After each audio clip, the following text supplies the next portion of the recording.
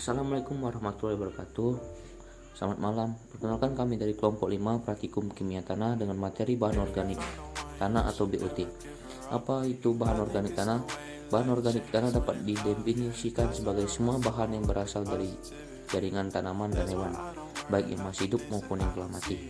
Konova tahun 1966 memberikan definisi bahwa bahan organik tanah berasal dari sisa-sisa tanaman yang hewan yang ada di dalam tanah dan mengalami perombakan secara terus-menerus.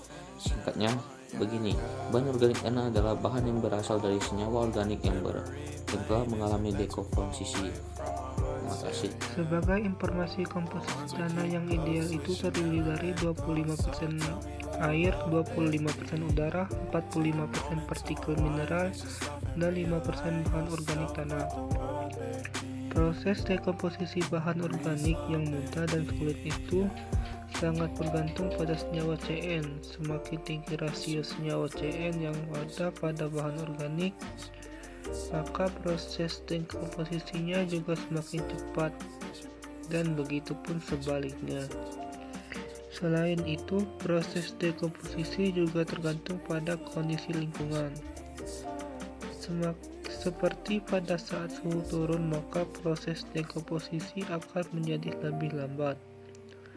Sedangkan pada suhu naik, maka proses dekomposisi bahan organik menjadi semakin lebih cepat. Selanjutnya, fungsi dari bahan organik tanah.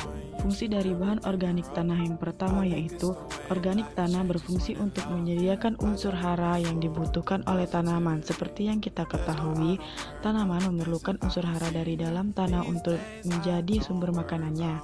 Beberapa contoh unsur hara yang diperlukan oleh tanaman antaranya adalah unsur C, H, O, N, P, K, C, A, M, G, F, E, C, I, C, U, M, N, Z, N, dan lain sebagainya.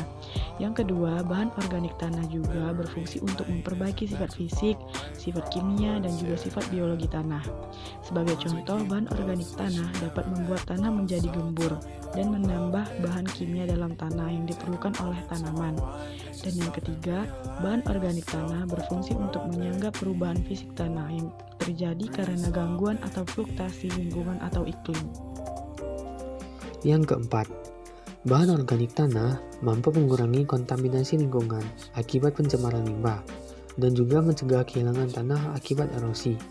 Karena bahan organik tanah dapat meningkatkan kemampuan daya ikat atau agregat tanah.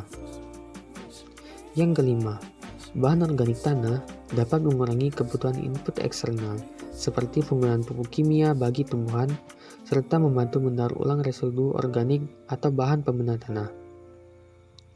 Mengingat begitu pentingnya bahan organik tanah bagi ekosistem tumbuhan, serta diperlukan waktu yang cukup lama untuk memproduksi bahan organik tanah, maka kita sebagai umat manusia harus memanfaatkan bahan organik tanah dengan efektif dan efisien, melalui berbagai cara budidaya tanaman yang lebih ramah lingkungan. Sekian dari kami, terima kasih telah menyaksikan. Wassalamualaikum warahmatullahi wabarakatuh.